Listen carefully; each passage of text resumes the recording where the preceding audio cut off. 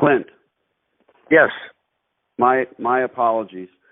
So, yeah, like I say, we just walked into the store yesterday here on Gertrude Street, and I'm not here to beat up on you or talk about what you might or might not be doing wrong, but if I can intrigue you in taking a rent check every month rather than collecting cash and trying to operate the laundromat, I'd like to discuss terms. Yeah, no, I would be into that. Like I said, I had sold it once, and then she sold it to somebody else, and then he wouldn't sign a lease, and then I was going to sell my building, so I kicked him out because the guy that was going to buy my building wouldn't buy it unless he signed a lease. So then I kicked him out, and then well, you know what? Let me stop you. I've been doing this for 15 years, and what you have is a bunch of knuckleheads that just don't know how the business works. It's not. Yeah. It's not the most difficult thing in the world to run successful laundromats. It's really one word: equipment. And as a landlord, you know, this thing is changing hands and going back and forth. I want to be crystal clear before we get any further into this. Clint, I don't want to buy the business rights from you. I just want to sign a lease, retool the store with new equipment, and operate. So crystal clarity. Before we get ahead of ourselves. And you've seen what happens. If you sell it, it's short-term money, but there's no long game. You're not going to end up with a good tenant. And maybe that's your MO. I'm okay with that. But it's a pain in the neck because you're constantly dealing with turnover. I own residential properties, my friend. What do we want? We want a long-term tenant, pays the rent, and helps us pay the mortgage.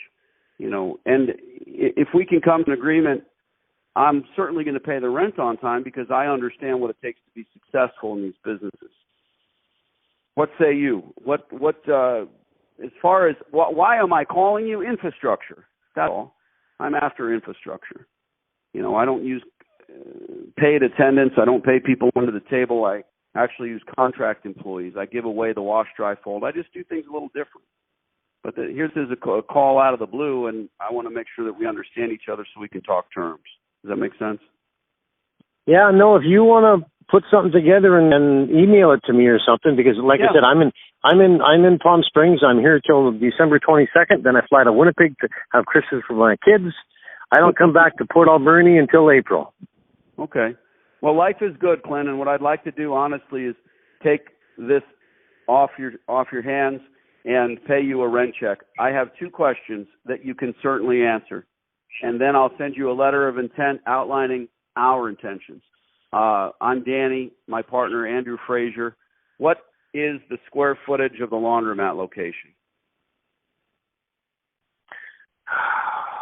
Geez, without looking at a file, I'm guessing, let me think. The main floor is 5,000 square feet. Panago is whatever. I have the room in the back. Well, I know the laundromat space that I'm interested in is far smaller than that. You know, you've got 20 washer machines, 16 dryers. I need to put double stack tumblers in there, you know, just change everything out. Mm-hmm.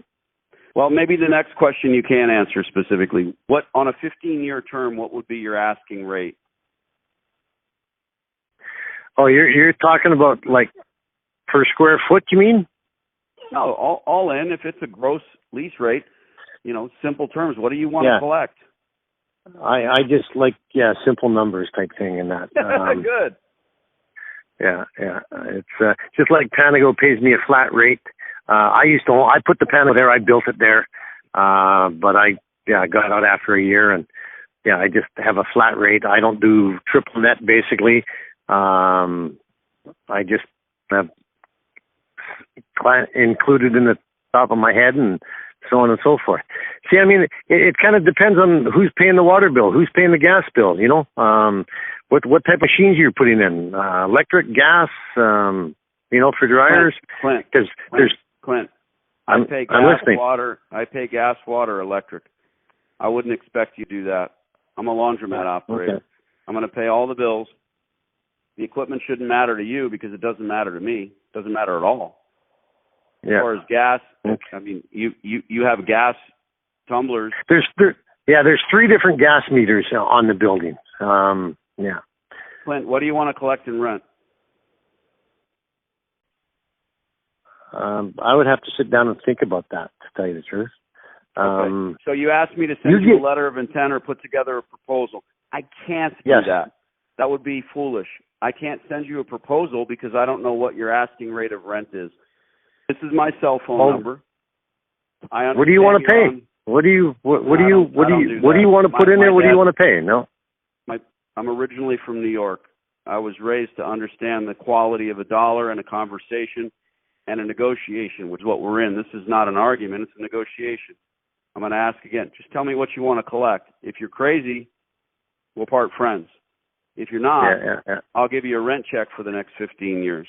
But you've got to answer the first question. That's all. No pressure. Okay. Like I said, I'd have to, do some investigating type thing, because I have really not much to do with that other than paying the bills and buying new equipment and so on and so forth.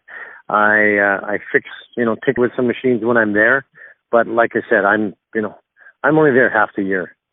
So yeah, if I can kind of wash my hands clean of it. That's no way to run it.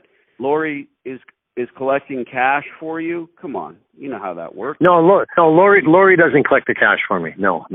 She runs the laundromat, opens it, closes it, cleans it, but she doesn't collect the cash. No. Okay. I wouldn't. I do it when I'm there, and my roommate does it when I'm not there. So. Okay. I hope you trust your roommate. God bless. Look, this is.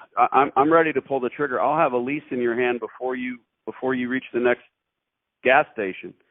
But the question to you is, what would you like to collect? And I can't make you rich. I've got debt service on brand new equipment in that store. It has to be in the black. It has to make sense for me. I don't think you're greedy. I don't know yet. Let me know two things. What's the square footage? I'm not. Collect? Good. See, we have a problem. Mortgage. Yeah. See, there's only one water meter for the whole building, so that creates a bit of an issue unless we run a separate line in and put a different meter in. Mm-hmm. Okay, so that's one thing that's got to be considered. Well, our goal is to create, a $1,000, $2,000 a month gas and water and electric bill, because the more we're spending, the more we're making. And I can talk about what it costs to put a meter in. I know. And if you're ever going to let go of this place, I have to be separately metered. So there is a little bit to talk about. But again, if you want to continue to sell the place to operator after operator, that's one route. Or no, I don't have it for sale. I was even contemplating on closing it down and using the space for something else. And because to me it's a pain in the butt. I much prefer to just to collect a rent check. Yes, I was trying to get Lori to buy it. I like your style, bro. Hit me up with an exact dollar figure. I don't think you're going to hurt me or beat me up, and we'll let you know if we can do that. We'll send you a letter of intent. What's a good email address for you? It's C. Okay. All right. I appreciate you, brother. No pressure. Let me know. Let's not wait till Christmas, though, and I'll get back to you with an LOI. Thanks, Clint. All right. Sounds good. Talk to you later. Bye-bye.